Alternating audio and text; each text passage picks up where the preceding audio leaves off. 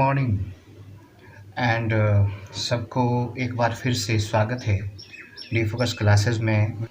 और आज बड़ी अच्छे तरीके से हम लोग एकदम बेसिक तरीके से ये सीखने की कोशिश करेंगे कि प्रॉफिट एंड लॉस के बेसिक कंसेप्ट्स क्या हैं और उनको कैसे हम लोग परसेंटेज के बेस पर या अनुपात के बेस पर हैंडल करते हैं। इक्विवेलेंट फ्रैक्शंस के बेस पर भी हमको इसको बड़ी आसानी से समझना है। चलिए आइए सीखते हैं हम लोग प्रॉफिट एंड लॉस के बारे में। प्रॉफिट एंड लॉस की स्थिति क्यों आती है और कहाँ आती है? तो सबसे पहले आपको ये बात समझनी है कि प्रॉफिट एंड लॉस की स्थिति तभी होती है जब कोई भी चीज़ खरीदी जाती है और फिर उसकी बिक्री की जाती है।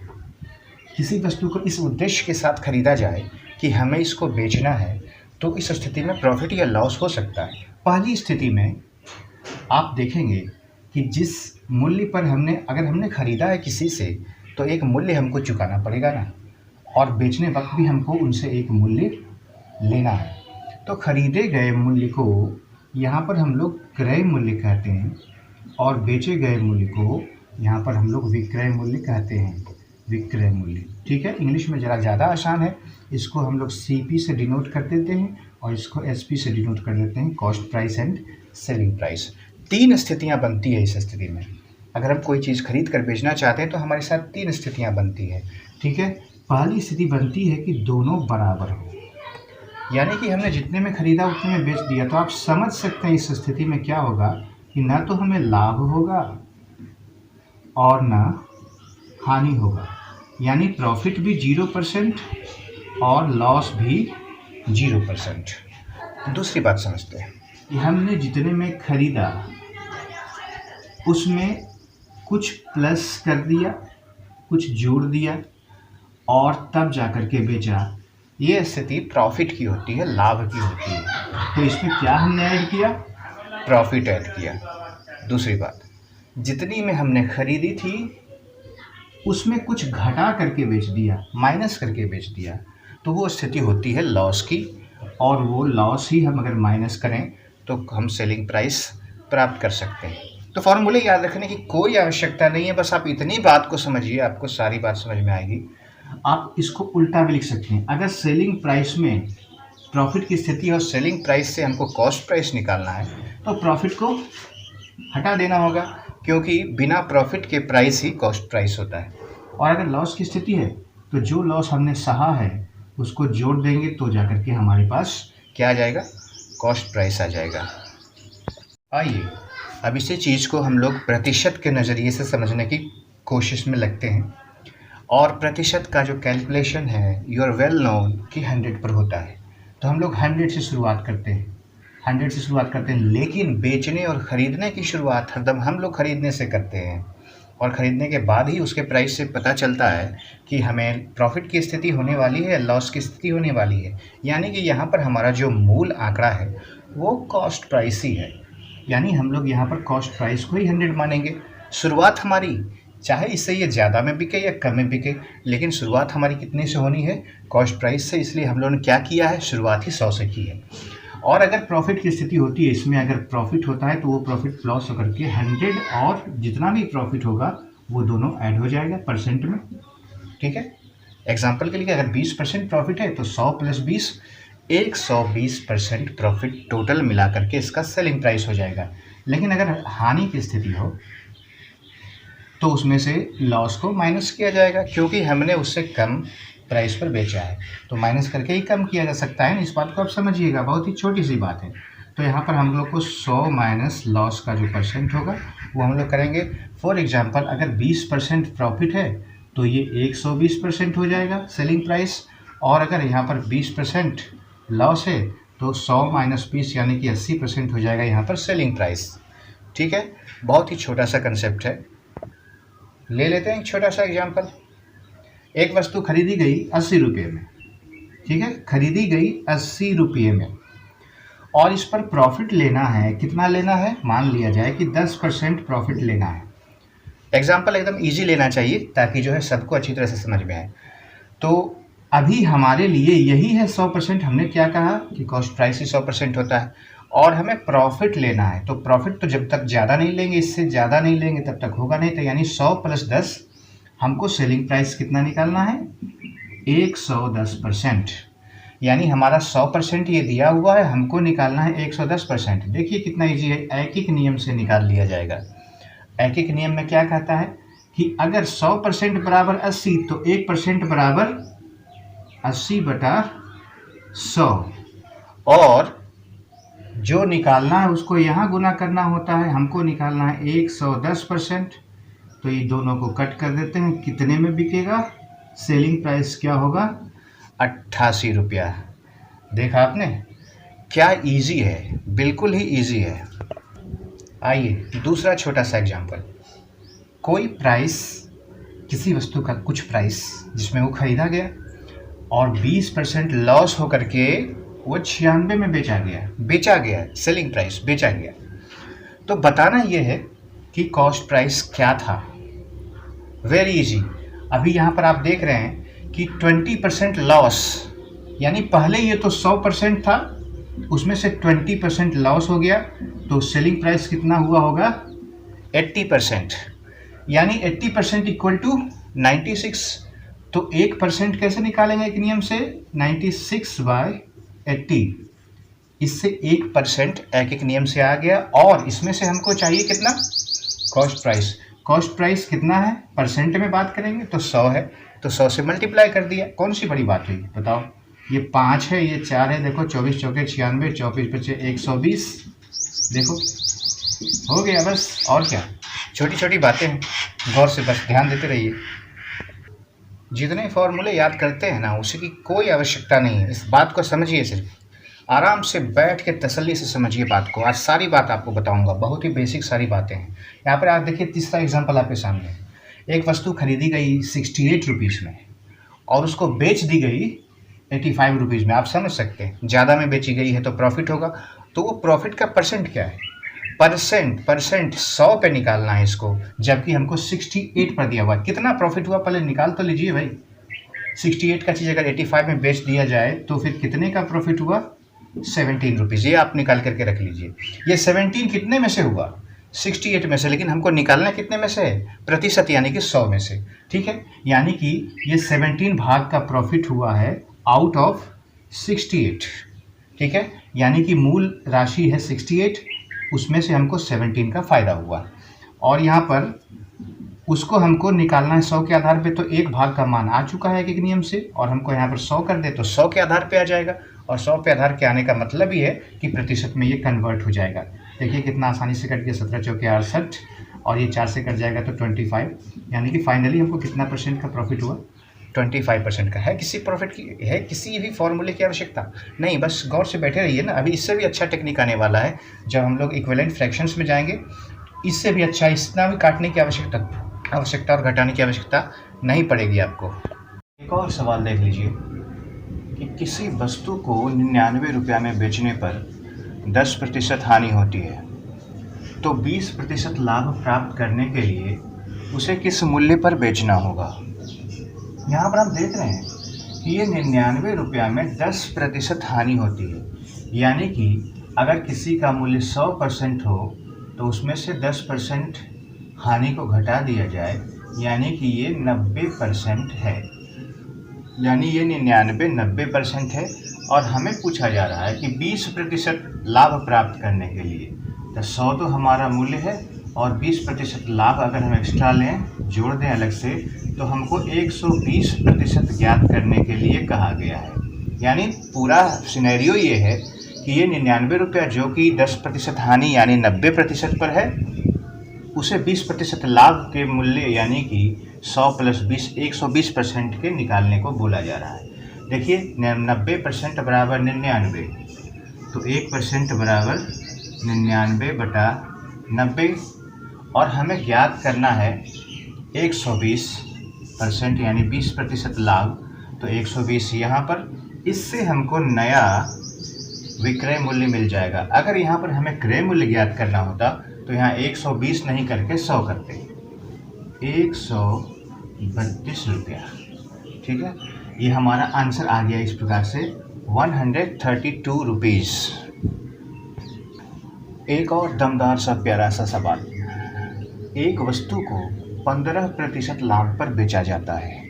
यदि बिक्री मूल्य दुगना कर दिया जाए, यानी जितने में बेचा जा रहा था उसको दुगने दाम पर बेचा जाए, तो लाभ का प्रतिशत अब कितना हो जाएगा? डायरेक्ट नहीं करना है कि 15 का 30 हो जाएगा, ऐसा नहीं है। आप यहाँ पर फर्ज करके चलें, क्योंकि आपके पास कोई मूल्य है नहीं तो प्रतिशत में आप फर्ज करके चलें कि वह वस्तु का मूल्य क्रय मूल्य था 100, उसको बेचा गया 15% लाभ, यानी कि 100 प्लस 15 115 में। अब उसको कर दिया गया दुगुना, तो बेचा कितने में जाएगा? दुगुना कर दीजिए, 230। अब आप देखिए कि जो 100 रुपये की खरीदी हुई चीज़ हो वो अगर 230 में बेचा जाए तो कितने का लाभ होना चाहिए? 130 का। कितने में से? 100 में से। तो 130 100 में से, और चूंकि प्रतिशत ज्ञात कर रहे हैं इसलिए 100, ये 100 कट गया, यानी कि यहाँ प्रॉफिट का परसेंटेज हमारा कितना है? 130% का लाभ हो जाएगा। सिर्फ मूल्य को दुगना करने से वो 130% का लाभ होगा, न कि 30% का। एक और सवाल। एक वस्तु का मूल्य 25% बढ़ाकर लिखा गया। पुनः पुराने मूल्य को वापस लाने के लिए जो 25% बढ़ाया था उसको हटा दिया जाए, और पुनः पुराना मूल्य वापस लाने के लिए उस मूल्य में कितने प्रतिशत की कमी करनी होगी? अभी हमारे पास मूल्य नहीं है, तो आपको क्या फर्ज करना है? आपको क्या मानना है कि मूल्य 100 था पहले, उसको 25% बढ़ा दिया गया, 25% बढ़ा दिया गया तो कितना हो जाएगा? 125। अब इस 125 से पुनः 100 यानी मूल पर वापस आना है, यानी कितने की कमी करनी होगी? तो 25 की कमी करनी होगी। यहाँ पर आप डायरेक्ट 25% कर दिए क्योंकि ये 100 के आधार पे था, लेकिन यहाँ पर हम लोग डायरेक्ट 25% नहीं कर सकते, क्योंकि अब जो कैलकुलेशन का आधार है वो 100 नहीं होकर के 125 हो गया है। क्यों? क्योंकि कमी किस में करनी होगी? 100 में? नहीं, कमी करनी होगी 125 में। इसलिए हमारा आधार अब 125 हो चुका है, उसके आधार पे हमको प्रतिशत ज्ञात करना होगा। 25 की कमी करनी होगी किसके आधार पर? 125 के आधार पे। और अगर हमको प्रतिशत ज्ञात करना है तो प्रतिशत तो 100 के आधार पे निकाला जाता है। यहाँ पर 100 कर दिए तो ये प्रतिशत आ जाता है, यानी कि यहाँ पर कमी जो होगी, कमी का प्रतिशत वो इस तरीके से 20% होगी, यानी कमी 25% नहीं होकर के 20% ही होगी। ज़रा सा गौर से इन सब बातों को समझेंगे। छोटे छोटे एग्जाम्पल्स आपके सारे कंसेप्ट को क्लियर करेंगे, ध्यान लगाए रखें। अगला सवाल। एक वस्तु 20% छूट पर खरीदी गई और अंकित मूल्य से, जो उसमें लिखा हुआ था उस अंकित मूल्य से 20% बढ़ाकर बेच दी गई, तो कुल लाभ का प्रतिशत कितना हुआ ये पता करना है। हम मान लेते हैं कि उस वस्तु में लिखा हुआ था 100, उसको खरीदा गया, ये है हमारा मार्क प्राइस। उस वस्तु को खरीदा गया 20% छूट पर, यानी 20% उसमें कमी की गई। छूट कमी ही करता है, यानी ये 80 में खरीदी गई। और अंकित मूल्य यानी इसी 100 से, ये क्रय मूल्य है, अंकित मूल्य यानी इसी 100 से 20% बढ़ाकर बेची गई, यानी कि कितने में बेची गई?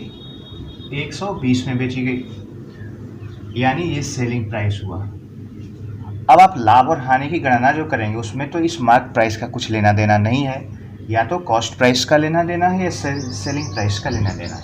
आप 80 का खरीदा हुआ चीज़ 120 में बेचा गया तो लाभ कितना हुआ? 40। कितने में से? तो 80 में से। 40 का लाभ हुआ 80 में से, और चूंकि उसको हमको प्रतिशत में बदलना है इसलिए 100 से मल्टीप्लाई। ठीक है, देखिए कितना इजी से निकल जाता है। थोड़ा सा आप लोग बने रहेंगे इस बात में, थोड़ा सा सपोर्ट में रहेंगे शुरू से अंत तक, और ये इस प्रकार प्राप्त हो गया कि 50% लाभ हमें इससे मिलेगा। अगला बहुत ही बार पूछा जाने वाला एक साधारण सा सवाल कि लाभ अगर विक्रय मूल्य के आधार पर दिखा जाए तो 20% होता है, तो उसी लाभ की गणना अगर क्रय मूल्य के आधार पर करेंगे तो लाभ का प्रतिशत क्या होगा। इस स्थिति में देखिए, हम नॉर्मली क्रय मूल्य को 100 माना करते थे, लेकिन अब चूंकि यहाँ पर हमारा आधार प्रतिशत गणना का आधार विक्रय मूल्य हो गया है, इसलिए हम लोग क्या करते हैं, यहाँ पर विक्रय मूल्य को ही 100 मान लेते हैं। लाभ है 20% जोड़ने के बाद आया है 100, तो सोचिए कि क्रय मूल्य कितना होगा, 80 होगा ना, तब ना 20 जोड़ने के बाद 100 आएगा। तो पूछ रहा है कि क्रय मूल्य के आधार पे आप इसी लाभ की गणना करें। लाभ हुआ है 20 में से क्रय मूल्य के आधार पे निकालना है। क्रय मूल्य यहाँ पर हमारा 80 है और प्रतिशत ज्ञात करने के लिए 100 है। तो यहाँ पर लाभ के आधार पे प्रॉफिट का परसेंटेज हो गया 25%। 25% हमारा क्रय मूल्य के आधार पे लाभ प्राप्त हुआ। लीजिए एक और छोटा सा सवाल। किसी वस्तु के क्रय मूल्य और विक्रय मूल्य का अनुपात 15:11 है, तो हानि प्रतिशत की गणना करें। 15 में खरीदा हुआ, 11 में बिका, हानि कितनी हुई, 4 रुपये। तो हानि को प्रतिशत में ज्ञात करें। ये 4 किसके आधार पर, 15 में 4 की हानि हुई है, इसलिए ये 15 के आधार पर निकाला जाएगा। और चूंकि हमें प्रतिशत ज्ञात करना है, इसलिए 100 तो यहाँ पर करना ही है। तो यहाँ पर हमारा लॉस परसेंट निकल जाएगा। 80/3, जिसको सिंप्लीफाई करके लिख सकते हैं 26:2/3%, 26.2/3% का हानि हुआ है। अभी हम लोग एक और सवाल करेंगे। आज के लिए 10 सवाल आपको प्रतिशत के कंसेप्ट को क्लियर करने के लिए काफ़ी होगा। आप बड़े अच्छे से समझ पाएंगे कि किन किन तरह के सवालों में हम इन आसान से अनुपात और प्रतिशत के टेक्निक्स का यूज़ कर सकते हैं। मैं आपको बहुत ही सीधा साधा छोटे छोटे एग्जाम्पल्स लेकर के पहले वीडियो में बता रहा हूं, और आगे आने वाले वीडियो में आपको कठिन सवालों के बारे में भी चर्चा करूंगा, और जितने ज़्यादा स्टैंडर्ड सवाल होंगे मैं सबको डील करूंगा। आपसे गुजारिश यही है कि इस चैनल पे बने रहें, हमारा सपोर्ट करें, चैनल को सब्सक्राइब करें और बगल में बेल का आइकन भी प्रेस कर लें, क्योंकि इससे आपको सारी नोटिफिकेशन मिलती रहेगी, ताकि आप एक भी वीडियो मिस न कर सकें। देखिए एक और शानदार सवाल। टिकट के मूल्य में 20% कमी होने से एक सिनेमा हॉल है जिसके टिकट के मूल्य में 20% कमी हुई, तो उसे दर्शकों की संख्या 30% बढ़ गई, यानी पहले जितने दर्शक आते थे उससे 30% अधिक आने लगे। तो उस सिनेमा हॉल के कुल कमाई में कितने प्रतिशत की वृद्धि अथवा कमी होगी। देखिए, हम मानते हैं कि पहले टिकट का मूल्य 100 था और 100 लोग आते थे, तो कुल मिलाकर 100 × 100 10,000 रुपये का इनकम प्राप्त होता था। अब टिकट की मूल्य में 20% कमी हुई, यानी कि अब वो 80 हो गया, और साथ ही साथ दर्शकों की संख्या 30% बढ़ गई, यानी 100 के जगह पर 30% बढ़ा करके लिखें तो 130 हो गया। इसको जब गुना करें तो आएगा 10,400। अब देखिए क्या हुई, वृद्धि हुई। सबसे पहली बात तो हमें पता चला कि वृद्धि हुई। कितने की वृद्धि हुई, तो 400 की वृद्धि हुई। कितने में से, किस आधार पर 400 की, किस में 400 की वृद्धि हुई, आधार क्या है, तो वो 10,000 है। तो नीचे लिख देते हैं उस आधार को 10,000 जैसा हम करते आए, और गुणा, चूँकि हमको इसको प्रतिशत में ज्ञात करना है इसलिए गुणा, यानी इसमें हमारा वृद्धि का प्रतिशत पता चलेगा। वृद्धि प्रतिशत बराबर हमारा आ गया यहाँ पर 4%, यानी पूरे में 4% की वृद्धि हुई। तो आज के लिए इतना ही। आप इस वीडियो को बार बार रिपीट करके पूरे कंसेप्ट को बड़े अच्छे से समझ लें। जल्दी आपको इसका दूसरा पार्ट लेकर के मिलते हैं, और उसमें मैं आपको एक्शन के साथ साथ आपको अनुपात में भी तब्दील करके इसको आसानी से हल करना, चुटकियों में हल करना, विदाउट कोई पेन पेपर का यूज़ किए करना बताऊंगा। तब तक के लिए आप चैनल को सब्सक्राइब करें, हमारे वीडियो को लाइक करें, और इसे ज़्यादा से ज़्यादा स्टूडेंट्स के बीच शेयर करके पहुंचाएं। धन्यवाद।